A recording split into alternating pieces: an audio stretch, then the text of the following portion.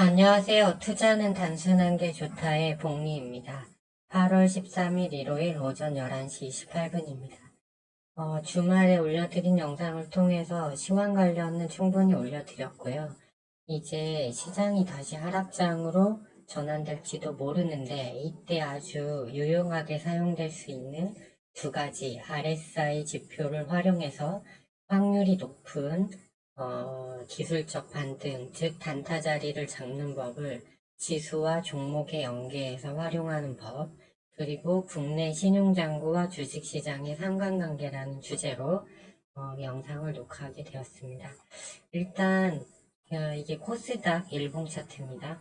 일봉 차트를 보시면 작년 같은 경우 2022년 1월부터는 증시가 1년 내내 내려왔죠. 물론 중간중간 반등을 주는 때가 있었지만 고점을 연결한 선과 저점을 연결한 선을 보시면 박스권이 이렇게 밑으로 내려가는 흐름이잖아요.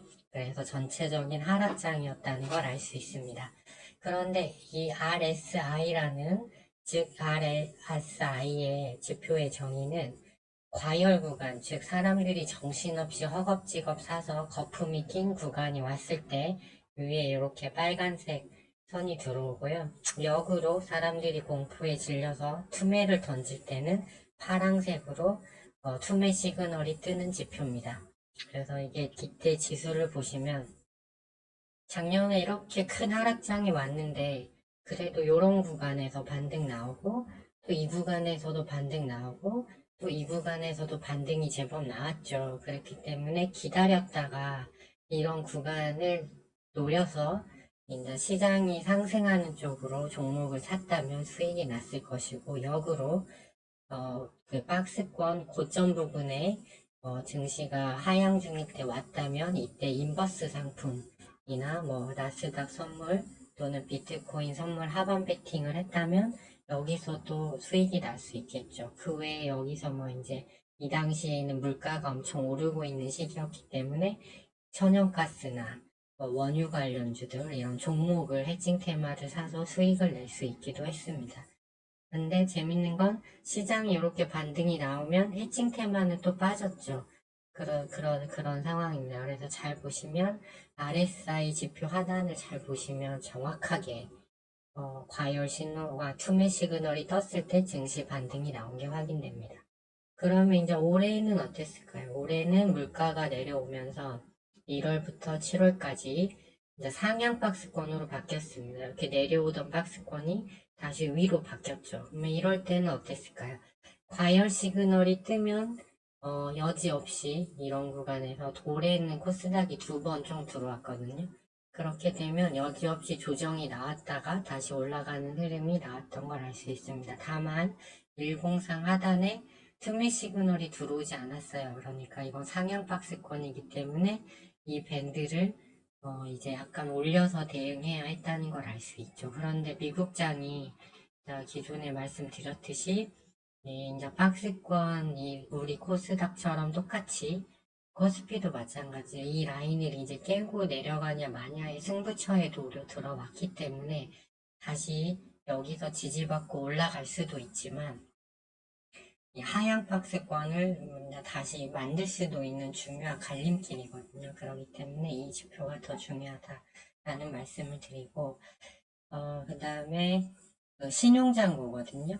보시면 올해 4월 19일 날 신용장구가 22조, 즉 한 20조 3천억 최고치를 찍어서 일시적으로 증권사들이 약 2주간 신용 매수 서비스를 중단한 구간입니다. 그래서 이때 어떻게 됐을까요? 신용장구가 역대 최고치를 찍었을 때 여지없이 일봉상 코스닥이 이때 2차전지 빠지면서 박살이 났습니다. 그러면서 신용장구가 이제 18조 3천억까지 줄어드니까 그때 다시 시장이 올라왔죠. 근데 지금 미국장 굉장히 어렵고 월요일도 이제 제가 예측 드렸듯이 지난주 후반 잘 버텼던 한국 증시가 이제 크게 밑으로 내려갈 가능성이 열렸거든요. 그런데 지금 신용장구가 작년 4월 19일이랑 똑같습니다. 그렇기 때문에 이런 구간에서는 반드시 밑으로 급격하게 터는 구간이 나올 수 있다. 그래서 지난주부터 현금 100% 가지고 가시면서 당중 단타 외에는 하시면 안 된다 이렇게 말씀을 드린 겁니다. 그래서 일단 일봉상에서는 RSI를 이렇게 박스권을 그어놓고 활용할 수 있다라는 걸 아셔야 돼요. 이게 매일매일 보지 않으면 위치에 대한 감각을 잃습니다. 그렇기 때문에 매우 중요한 지표니까 이거를 해놓고 매일매일 확인하시면 매매 포지션을 잡는데 매우 좋겠고요. 일단 신용잔고가 너무 높습니다. 그러면 이제 종목 진입은 언제 해야 되는가? 이거는 이제 분봉을 30분봉, 15분봉으로도 놓을 수도 있습니다. 하지만 분봉이 갈수록 짧아질수록 신뢰도가 떨어지기 때문에 이제 오히려 60분봉, 100분봉 상으로 투매 시그널이 뜬다면 그건 더 확실한 시그널이 될 것 같아요. 근데 지금 보시면 60분봉으로 놓고 보면 똑같죠? 여기 과열 시그널이 뜨면 내려오고 물론 이거를 무시하고 가는 경우도 있지만 극히 예외적인 경우죠.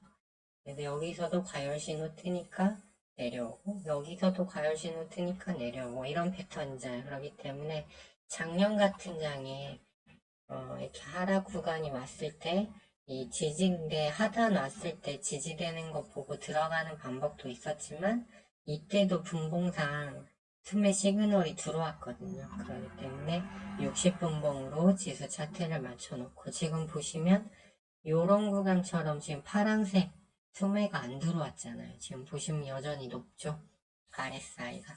그렇기 때문에 신용잔고는 역대로 높은데 미국장은 지금 위험한 계속 하락 추세를 이어가고 있기 때문에 제가 봤을 때는 이 밑으로 들어와서 파란불 소매 구간 뜯는 구간이 조만간 반드시 나온다고 보고 있습니다. 그래서 그 구간이 왔을 때 기다렸다가 이제 종목을 매수하시면 된다. 이게 별거 아닌 것 같고 누구나 할 수 있는 심플한 방법이지만 의외로 이게 적중률이 굉장히 높습니다. 그래서 모든 지표들 중에서 사실상 제가 가장 신뢰하는 지표이기도 합니다. 왜냐면 공포, 과열이냐 아니면 지금 투매 구간이냐를 알 수 있기 때문이죠. 그래서 그런 구간이 온다면 주도 섹터 중을 매수하는 게 좋아요. 그래서 저는 일단 화장품 쪽 이제 왜 그러냐면 한국콜마, 배경 이런 거 보면 코스맥스 보면 오래 횡보하다가 이제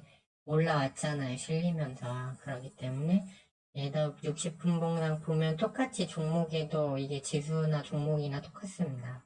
과열 신호가 떴기 때문에 이제 내려오는 구간이 생겨요. 그러면 그 구간을 기다렸다가 지수와 연계해서 눌림목에 매수를 하면 되는 개념입니다. 이게 처음에는 좀 그렇지만 계속 훈련을 이걸 시황과 연결시켜서 연습을 하다 보시면 이게 그 정확도가 좀 높아질 수 있고요. 그래서 아까 설명드린 대로 신용잔고 여전히 높고 시황 분석했을 때 국내 증시 내려올 확률이 높기 때문에 투매 구간을 기다리는 게 안전하다 이런 말씀을 드린 겁니다. 그래서 이런 지표를 정도는 꼭 하나 추가해 놓고 보시는 습관을 들이시면 매매에 큰 도움이 되지 않을까 생각됩니다. 네, 좋아요와 구독 신청은 영상 제작에 큰 힘이 됩니다. 네, 주말 잘 보내시고 시청해 주셔서 감사합니다.